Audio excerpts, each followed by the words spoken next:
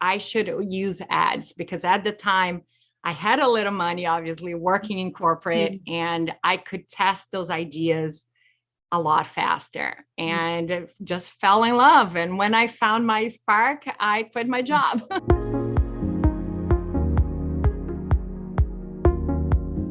Roberta, thank you so much for joining us on the Shine Show today. You've been one of my favorite students for so long, and I'm a huge fan of your work. So thank you for coming and sharing it with everyone. I'm so excited to be here and sharing. Feels like you've seen the journey. So I'm excited to show your listeners like what we've been doing on the background for like the past year. Well, the thing that I love most about the work that you do is you really trust your instinct. You have a very strong instinct for what works with your audience, what works for you, and you are a master of marketing. Let's just say that, like, you understand marketing and launching An very apprentice. an apprentice. A good learner. You are a good learner. But you're also a good action taker. You just take things and run with it. And I love it. So thank you for sharing that. I want to start with, I have seen your journey over the past, let's say maybe a year or 18 months, but tell me what got you into launching a digital course business in the first place. Yeah, no, I think, it's been a few years that I've been kind of playing part-time into this role, into this business. And I really liked having the questions answered without having to repeat myself. I don't know, it's just a personal preference to just say something once. And so digital courses back when I had a service really fit that role of like coaching and teaching people what I knew without having to say the same thing a million times, which is just a personality thing for me. Like, is one of those things I really hate doing. And I always learned and took so much out of other digital courses. So it's just a natural thing, being my own ICA, my own ideal client. I'm like, this is how they're going to learn as well. So I created, I moved through a number of different projects and courses and ideas, but that's what got me excited about digital courses in the first place, and how I decided when I quit my business, my corporate job last year, I really decided to go 100% into digital business, not even service, because I truly believe that's my magic. Like, that's how I can help people the most. And, being happy and fulfilled in the process, I guess. Yeah. I didn't. When did you quit your job? End of October. So November, I'm just fresh, like 1 year anniversary. I didn't even realize that. And so before that, you were doing you had your service-based business that you were like moonlighting. Yeah, no, I had a few courses, a few programs that I was testing and seeing where it all started. And I was looking for that kind of flame, right? Like that spark to kind of quit my job and go full time. And that's how I joined your group. I said, you know what? I need to test those ideas a little bit faster. And that's how I found ads and getting into evergreen, like making this funnel works for me. Like the original, the starting funnels that I had, I think, was because I wanted to test my ideas a lot faster. And because I was home with a preschooler, full time at home because of COVID. He was home full time. I had a full time job in corporate. So literally, I just didn't have the time to grow my list, or like I had zero time to be on Instagram or to do anything like that. And as you know, to test any idea, like even tiny offer or anything. Like Mm. you need to have 100 people, right? Like you need to get numbers. So that was my first spark. Like I should use ads, because at the time I had a little money, obviously working in corporate, and I could test those ideas a lot faster and just fell in love. And when I found my spark, I quit my job. That's amazing. I love hearing that. I didn't know all these other little nuances of it. Wow, that's really cool. And so tell us about your little spark, because your little spark is not such a little spark. It's a big spark. It's a very nice self-liquidating offer or low dollar offer or tiny offer that you just figured out from scratch, tasted, and now it's not a little thing anymore. Yeah, no, it has been, my graduation, I guess, into Yeah. having a business per se. So my program is one of those low ticket, funnels that we see. It's very traditional, very typical. We have a small offer, an order bump, and then a one-time offer, a little bit more. And that's primarily how I grew the business from literally zero or spending money, like draining money, last year into almost like $250,000 this year. It was really like the basic structure was this program. And it's funny, I always hear people say like, oh, did you get lucky with it? And I'm like, there is no luck in business. There's no luck. There's a lot of hard work behind it. But the spark really, like that I'm talking about last year, was a different program. It was called Workshop Launch Kit, and was kind of like a all-in-one small program, and it was priced a little bit around like $197 or $297. That's when I realized that I had something. I had a framework. I had something to give, and I found my people. And I'm like, okay, this feels aligned, this feels easy, and it has potential. So I started selling a little bit here and there with live webinars. So I would fill a webinar, run the webinar, and then sell it, to small cohorts of it.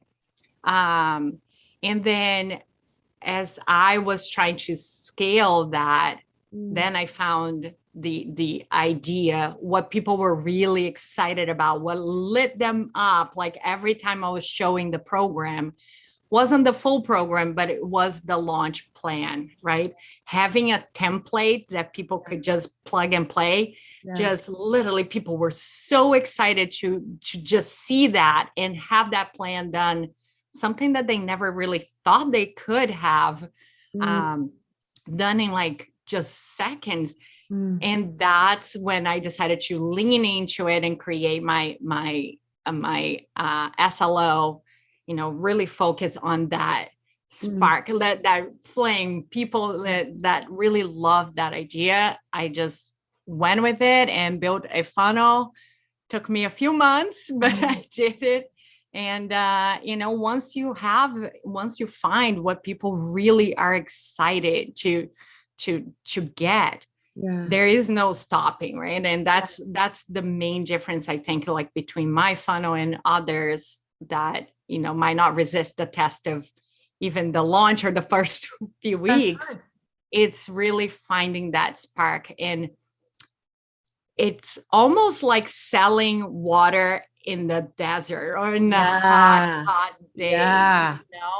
People just, they're like, this is what I need. The price is kind of a cherry on top that is $37. You know what I mean? That more people can have it.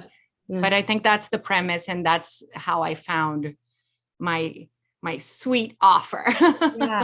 I love everything you're saying. And I think so often, like you say, it's like selling water to people in a desert who are really thirsty. You've always been talking to the same thirsty people. They've always been in the desert thirsty. You've always had the water, but there was a process that required a lot of hard work. And it was internal work on your behalf and external work in terms of putting the offer in front of these people, and doing it again and doing it again and going back to seeing what works and back to seeing what works and back to seeing what works until you figured out, oh, this is how I offer them water in a way that they want it. Absolutely. I think there's, this trial and error and like making offers in different ways is really what led me from, October last year until March and launching the actual funnel. There's a lot of work in there and just discovering like, what are the conversations already in their minds, right? And how my idea, my expertise can really fit into that conversation. Yeah. And it really just came to just making more offers all the time. I commit myself last year to launching 12 times this year. I'm not going to make it. I'm just going to put it out there. No, I'm not going to make it.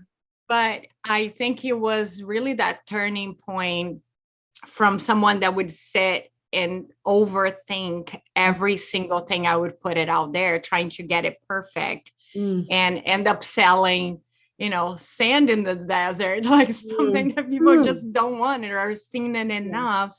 And really, getting into the mindset of like, I will get better at it, right? Every month that I launch something could be like a free webinar. It could be a free, challenge, no pitch, or it can be a new iteration of my launch kit, whatever it was. Like, it didn't matter, but getting into this mindset of like, I will figure it out. I know where I want to be, right? With the kits and the being in the digital space is where I wanted to be.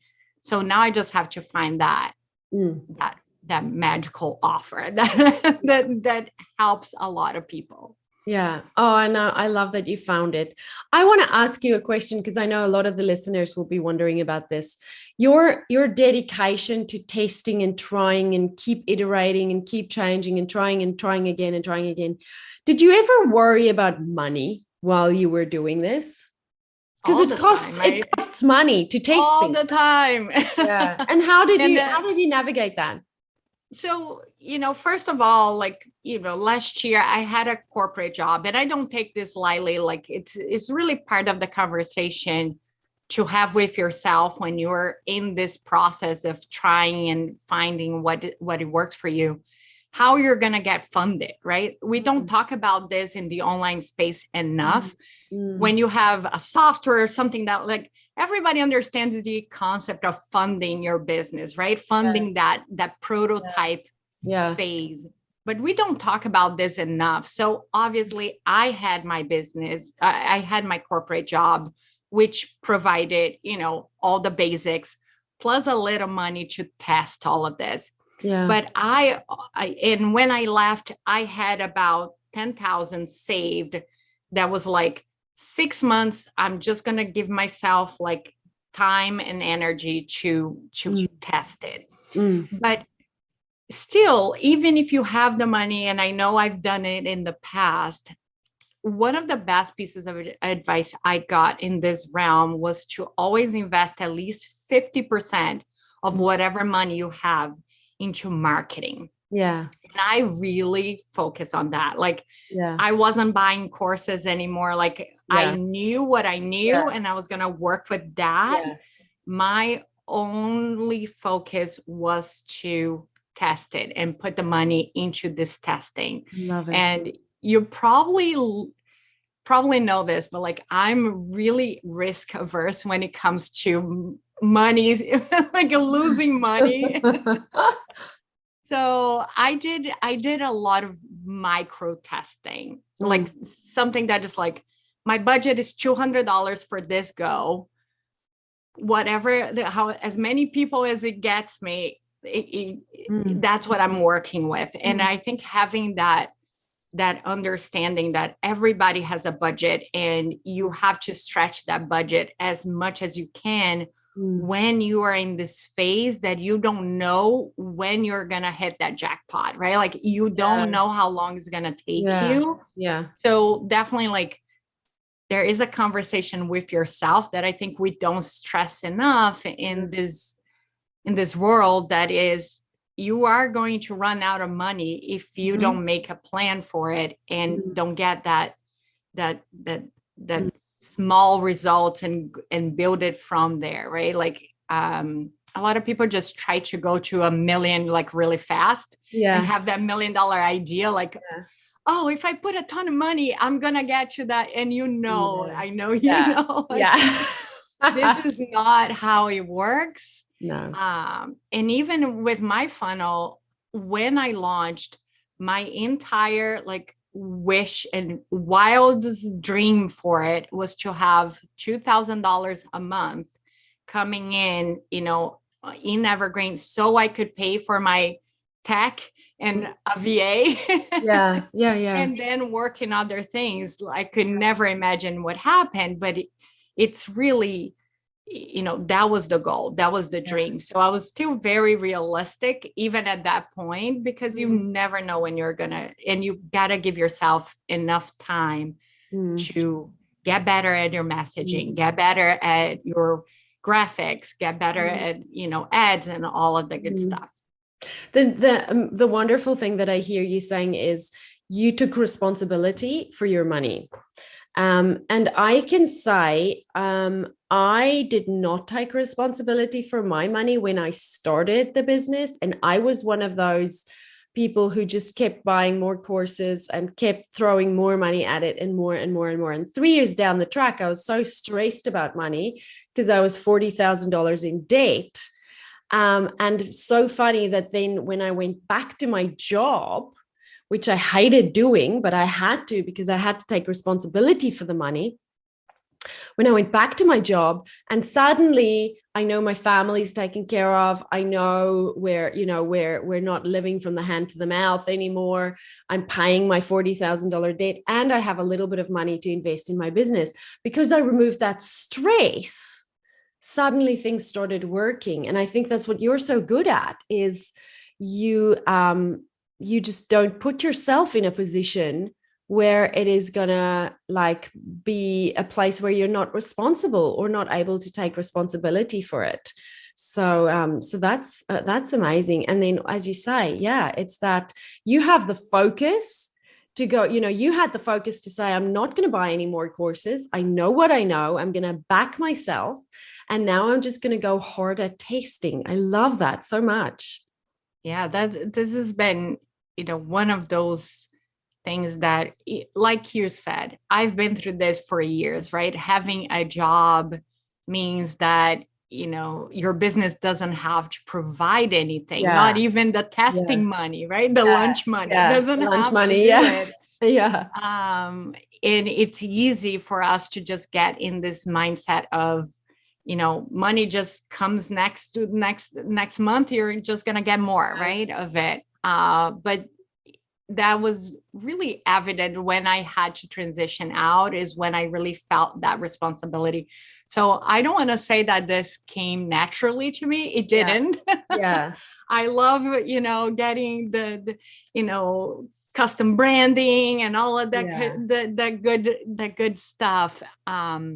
But you have to be focused. I guess like the focus that you put in your business needs to be like to attract and sell more so than to fix the back end or to fix your own, I heard from, I think, Corinne Crabtree last year. She's like, your business is not your hobby. It's not supposed to entertain you. It's not supposed to like, give you life fulfillment. Like a business needs to make money, like primarily. And, and we have to make that decision. Like there's nothing wrong with playing in your business, trying to figure it out and having space to be creative and so on.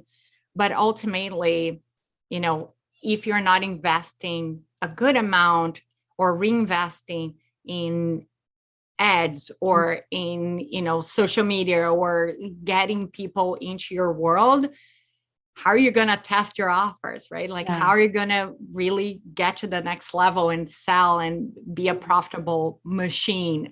So definitely that's one of the focus I see people kind of slipping, but I wish more people would focus on. Yes, I agree with you. Okay, can you talk us through we've mentioned your beautiful little Spark self-liquidating offer, but for those people listening who don't know what an SLO or a self-liquidating offer or a one-time offer or an upsell is, just talk us through your exact funnel from where you start running ads. Yep. So my ads go to audiences that, you taught me how to target and how to find. And when you see one of my ads, and by the way, I just opened more ads, but I had the same 2 creatives and the same copy for over 6 months. So and they worked. You don't have much. You just need the right stuff, right? Yeah. And so it goes to a cold audiences of people that never heard of me, never, listened to anything that I put out there. They see this offer, they go to a sales page. It's a very lengthy sales page that they get all the details of what it is. And then there's an offer there for a $37 program, which is a combination of teaching and lessons about launch planning, and as well as templates, done for you templates in a variety of different programs that you can just download and create your own program based with my, on my own experience. So you get a lot of expertise just built in. And at that cart processor, now you have an option to upgrade your order with an order bump for $17 is my promo plan in a day. So I really ran with the in a day. Yeah, it's great. It's great. You get a promo plan, a templates for you to plan your promotion. And then once you go through that process and you bought and select your purchase, then you go into one page that shows you a third offer called one-time offer in the industry. And that is my launch fire starters, that you get your emails, like email templates, and also other templates for your actual course or program. And that's the whole funnel. Like you go through, you pick and choose whatever you really want and need. And then you receive the program automatically through my automation. That is incredible. That's amazing. And this is a profitable funnel. That's a profitable funnel. It's been since day one and survived iOS updates. That is important. It's a zombie funnel. Yeah, it's the zombie funnel. The zombie funnel. That is what makes this so impressive, because so many SLOs or self-liquidating offer or these low dollar offers did not survive iOS. And I think I want to ask you what you think the reason is yours survived iOS. Well, I'm not the expert. Maybe we should talk after that. I was really bracing myself. Like I was expecting the worst when I saw what was happening. It definitely slowed down, by the way. Like it definitely, took a little bit of a hit there. But I think the reason why it survived is because my account had already a lot of good information. I think even when Facebook went kind of blind, right, for all new things, my account still had a lot of great information to go about. The other thing that I suspect is that I was, even when it wasn't really what we were seeing in the industry as standard, I was already tracking purchases, like the actual purchase with it. So I think it was a combination of luck that I was already at a stage that my account had enough information. If I would start, tomorrow, if it would be the same, I'm not sure. But I've done other offers, and I feel like the account, once you have enough knowledge built in, that you can put anything for that same audience that Facebook just knows. Now Yeah. they just know. And even with Google, ads and other things, there is something to be said that once you know how to target people, like how to find the right people for your offer, the people that really convert, that goes across any kind of promotion and marketing effort, right? So I think like being niche enough, I knew exactly who I was talking to, what kind of problems they were experiencing. My sales page converts really well, meaning like no matter if the traffic kind of dries out a little bit, it still converts, right? Yeah. So I think it's like this ecosystem of everything worked so well at a really high level that even when traffic slowed down a little bit, it would still be enough to keep the offer going. I love that. You are right. I want to say the reason you survived iOS is because you have a very good offer. You have good marketing. So you have a hungry crowd with a good offer. You have great copywriting. The copywriting on your page is fantastic.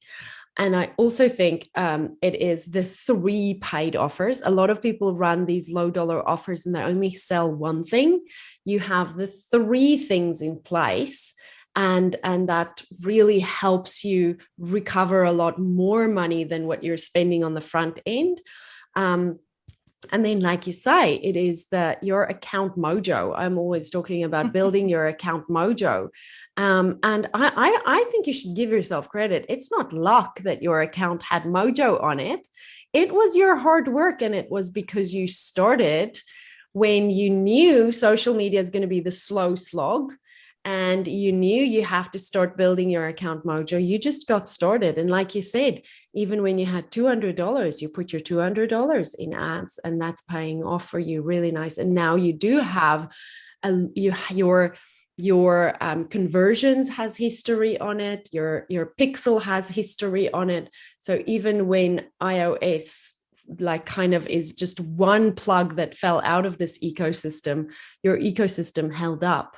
So that's I think that's why it's worked so well and why it's continued to work. So. Yeah, no, and I never stopped running ads, even if it was just engagement ads, in between, kind of like when I was putting together this offer, I always thought it was important to keep it learning, right? Yeah. I'm always putting other offers to the same audience, meaning like free challenges, the bonus programs, like if I have affiliates, like I continue to build that audience with similar offers or offers that I know that they are still hungry for. I keep it so super focused. So every money that goes in there helps build that funnel and other funnels like well. And I don't get distracted, and I don't let Facebook get distracted as well. Yes, that's fantastic. Now, that was a great segment into your affiliates and your challenges. So you have done this year that I'm aware of, you've done a very successful Digital Course Academy launch. You also had a very successful Business by Design affiliate launch. So I would love for you to tell us a little bit about your strategy with affiliates, because I feel like what you're doing is a little bit different from what everyone else is doing, and it's working really well. So tell us a bit about that. Yeah. So Business by Design and Digital Course Academy, honestly, like I put so much effort into those affiliates because I had nothing else. Yeah. I was still, the journey just restarts, right? Like you have an SLO that's working. So then you start back in the drawing board, like what else? So when I was in between, kind of like trying to figure it out, what could I create next for my people? Those affiliates kind of came in. So I said, this is a great opportunity for me to test my ideas again. Like I could put ads, but I could also use this as an opportunity to really test my next level offer, right? Like my next offer. in an environment that the worst that can happen is I invest a little bit and I don't get everything back, right? So I always came with those affiliates with a different mindset. That's like, I'm not necessarily making money or as an income, a generating activity, but it's a testing environment. Like, would people, obviously they're all very aligned with my own offers, right? Selecting the right affiliate is very important, but I came in to test my next offer. That was my biggest spark. And I think you're more interested to know like what I did with GCA, which was different from Business by Design. But with that in mind, I really wanted, obviously, to support Amy and her program, which I vouch for, and like been one of the most foundational programs, in my own journey. Yeah. But I also wanted to see how I could add my own thing, my own ideas, my own program to support her launch. Like, would people be interested in a true 2-for-1, right? Not because most people do come in with their bonuses. It's kind of like, oh, I have this one thing, or I'm going to do like a special quick workshop. I went all in. I said, I'm giving you a whole new program. And it's one of those things that is going to really complement, like, it's my own journey. It's going to complement, after you go through GCA, you're going to need an evergreen funnel in your business. So I'm going to give you a true 2-to-1. So I came in with that idea that I was adding to her launch, and not so much just kind of piggybacking into or putting the launch in front of my people, which most of my people already know of Amy, right? Yeah. Or would already know. Yeah. So I decided, and I heard, a few other people in the past doing kind of a similar strategy, and I wanted to try to run my own challenge.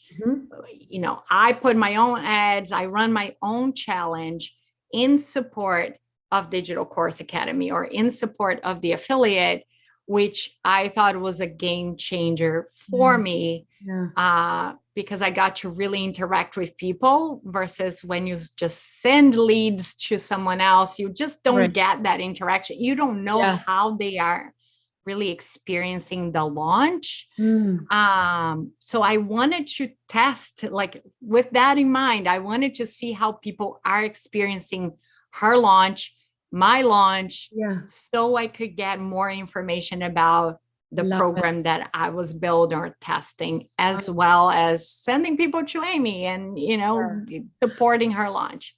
So so Amy had that 30-day boot camp leading up to her launch.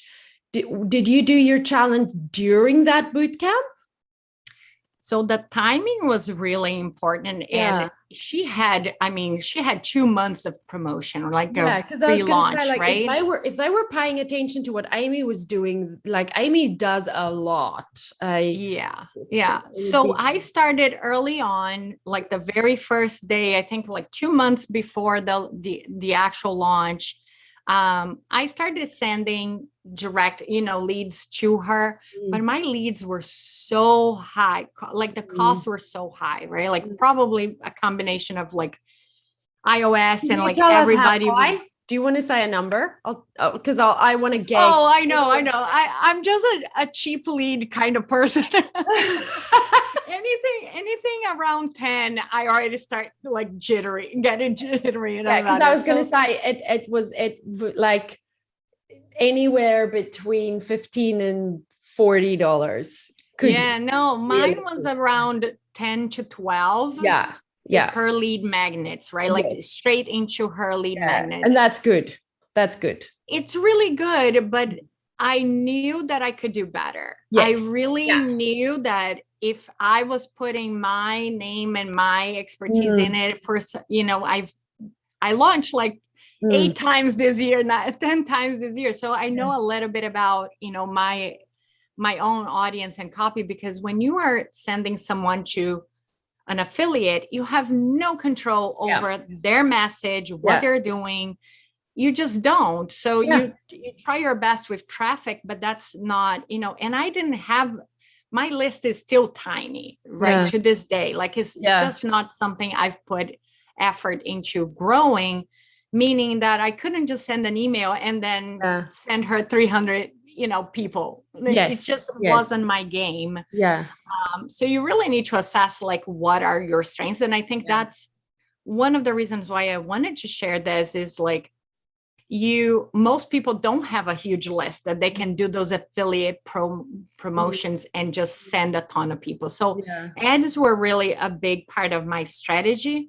But when I realized really early on that they were going to be more expensive, I decided to not send straight, to like save my budget and just run my own challenge in support. So her boot camp was a full month before cart open, right? Which opened, I think, on a Tuesday. My challenge was the week before. I love it. The week before cart open. The week before cart open. Timing was one of the biggest things for this. It was the week before. And then we were only allowed to promote our bonuses on Sunday.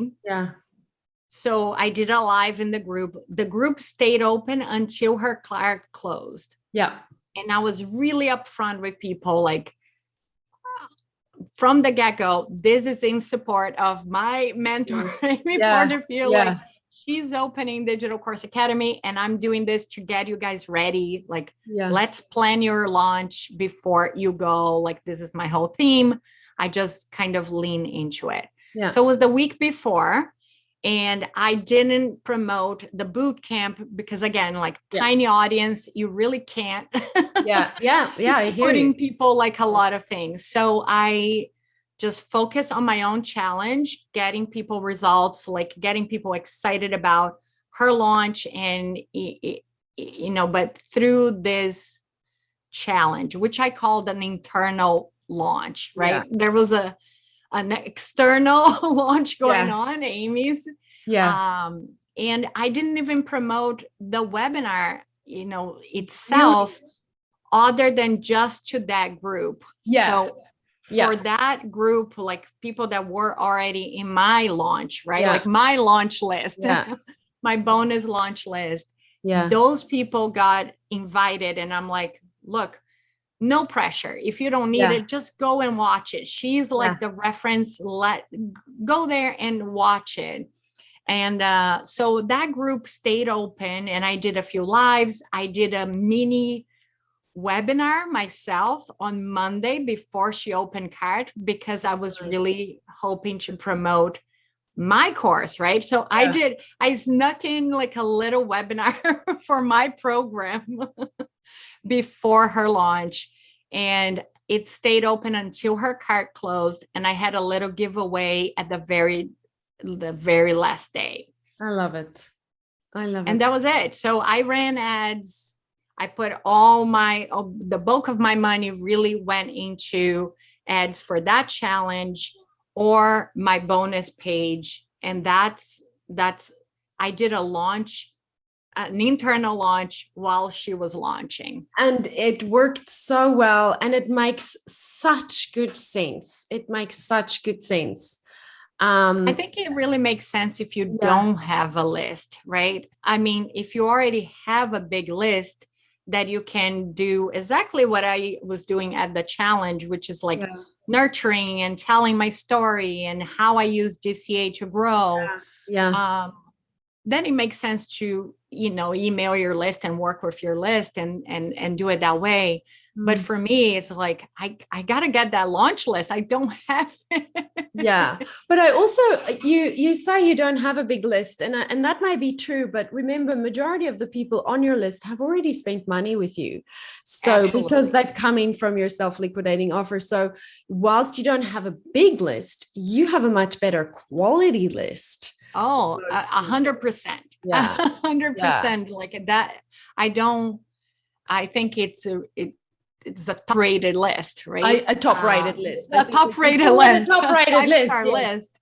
Yeah. But also like when you think about it, and you have to understand, like, I think this is the secret of good marketing, right? You need to understand who those people are. And a lot of people in my list that bought Launch Plan in a Day already either have Amy's Digital Course Academy, right? Like this is their journey. Like they probably already tried and they're now at the stage that they're thinking about planning or getting better at launches. So I knew that if I had to quantify, a really big percentage of my list already know about Amy, already knew about James and Business by Design.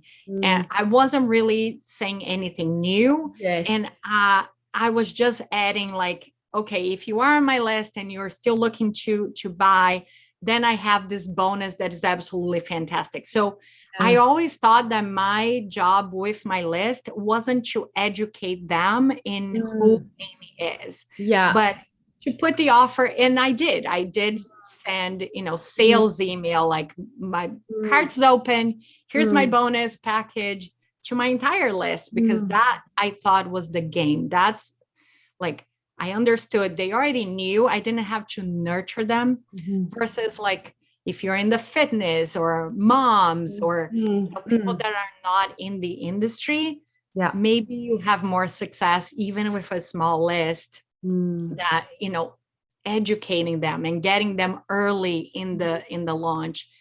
For me, I never thought that this is what they needed. Like nobody needed to know about Amy and a course. They came to me already like past that.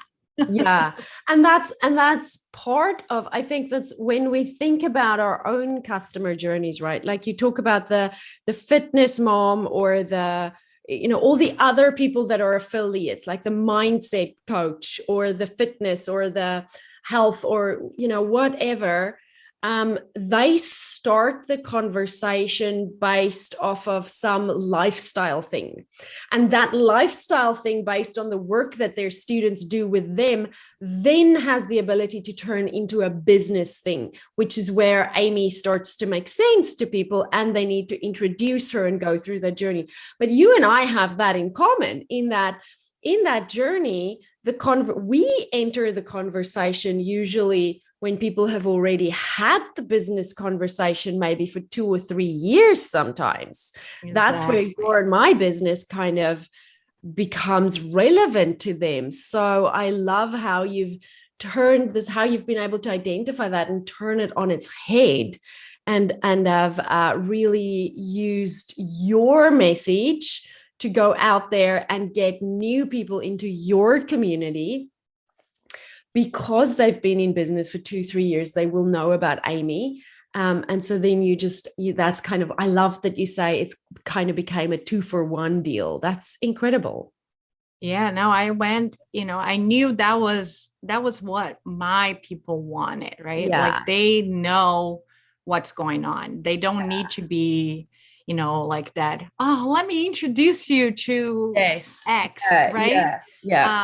So when I talk to my people, like I am very direct in this sense that I know, I'm not here to kind of say the same thing again. Let me give you the next step, right? And I think that's where you start really changing their perception and becoming more of that expert, and they trust what you say because you're being so open and say, look, if you already have PLF or you already have business by design, like you might not need this, go for something else. Like being honest and understanding what they already know, I think is so valuable. Like so valuable. But now we're getting general like marketing things, right? That is I don't think it necessarily is like an affiliate, conversation, but I think it's good to know if you are doing an affiliate, where and when you're entering that conversation, right? Absolutely. Because you're vouching for someone's course, but it's really about understanding, is this the right choice for my people? Even if you have 100 people on your list or whatnot, the results you're going to get are really about the benefits that you communicate, right? Yeah. And that's what you're so good at. I think there's two things that stand out for me that you are so incredibly good at. It is hearing the conversation that is already going on in your customer's head, and then understanding how to communicate those benefits. You're absolutely incredibly good at both of those things. And I just want to say congratulations on all the success you've had in the last, I've been part of your journey from, I think, when was it? Just over maybe 16, 18 months now? Something Maybe, like yeah. that. Yeah, but congratulations. It has been an absolute joy to see you grow and to see you take action. You're one of the smartest women I know. Oh, I'm blushing because I think you taught me like a good deal of it. Well, I hope so. I hope so. But you teach me along the way, and you just have such a beautiful way of just cutting through the BS and seeing it for what it is. It's just incredible seeing you grow, and I can't wait to see where you're going to be next year this time. That's really I'm excited for the journey too, and to share, a little bit more of a different strategy or take. But I, definitely, even if you have a small list, like this has been my journey, right? Like that you helped me develop as well, is like, even if you don't have that many people, you can still make a difference. You can still make, test and get people in and make big results, right? Like you get the return that you want. You just need to pay attention to what they need, right? Sometimes we don't. And sometimes we just have to, like you say, you just have to taste it and taste it and taste it until you do. Yeah. Roberta, if anybody wants to learn more about you, where can they go? RobertaWest.com is the hub for all things. I can't wait to hear if any of your listeners are putting in practice, or implementing this internal launch kind of strategy. I would love to hear more, and they can find you, and get the guidance they need for all ads. And all marketing things in your community as well. Oh, that's awesome. Yeah. So we'll be this episode will be promoted on Instagram. So if you guys, whatever you learn from Roberta on this episode, come and share it with us on Instagram. We're going to tag Roberta and she will see it there too. And you can go check out her Instagram, and make sure you let her know what you've learned from today's session. Thank you so much, Roberta. I appreciate you. Thank you, Salome.